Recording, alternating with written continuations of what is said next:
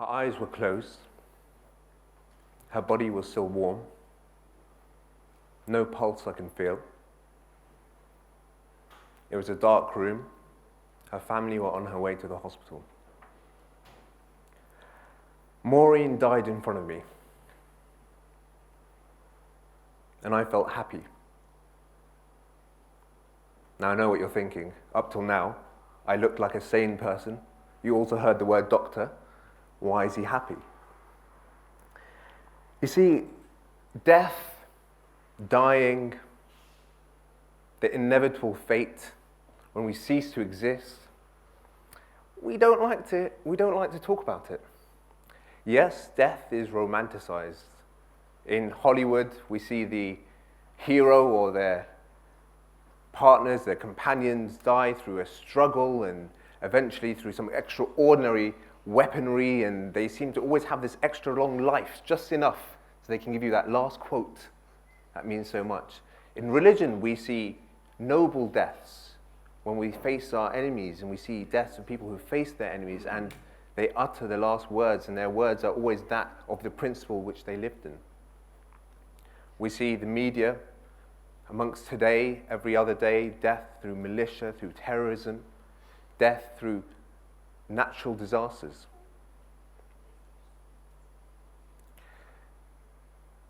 But I'm not a betting man. The person who invited me is a mathematician. But I'm going to use some stats. And I think most of us here, we're not going to die such a tragic or a noble death. And I speak for myself first. We're going to die a very simple death. A very common death. It's probably going to be at home, outside, in the hospital, with age or disease.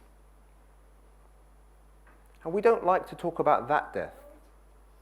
We don't like to talk about that. We don't like to hear about it. We don't want to face that kind of death. I knew Maureen 1 week before she died. She came and she was panicking. She was in pain. She was upset. Her family were distressed. They were angry when they came in. They were scared. I knew Maureen's diagnosis. It wasn't heart failure. It wasn't that her lungs were drowning from the inside out. It wasn't that she had cancer. Maureen's diagnosis was she was dying. And I had to tell her, Maureen, I think you're dying. 5 minutes of silence, almost the same time I have to talk today. I started dreading. I got nervous. I thought, what have I done? She's in her last days. She was already distressed. And now I've come and told her she's dying. She's going to panic. She's had 80 years of happiness, and it comes to this point. And thank you, she said to me. Thank you for letting me know. I had it in the back of my mind, but I'm glad you told me. The next moments, the minutes that came on, we didn't talk about all those things. We talked about her concerns. We talked about her wishes for dying. We talked about what she wanted to do. We talked about the priest that she wanted to bring in, her spiritual needs. We talked about to be kept at peace, away from villains, usually like me in the hospital.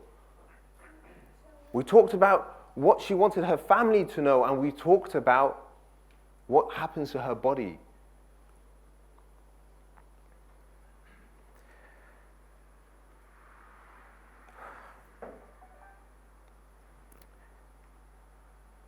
So, away from the discussions of what percentage of oxygen to give her, how much blood I should take and how many times a day, we talked about her real concerns.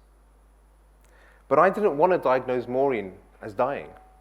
But when I did, I only had one purpose left. That in her last moments, I make her physical, her mental, and her spiritual needs as nurtured as possible. I learned from Maureen that every one of those moments, mental, physical, and spiritual, were very sacred at the end of her life, and they had to be nurtured. Strange. Strange that it takes the end of someone's life for me to learn that lesson. Should I not be treating every brother, family member, friend, stranger with as much comfort as possible in the areas of spirituality, in the areas of mentality, and in the areas of physicality? Maureen said to me that she could not be more grateful for the care that she'd received in that hospital in that week. She was comfortable. She did die a simple death, but not a common one, not yet. Her eyes were closed, and Maureen did die in front of me. And I was happy. Thank you.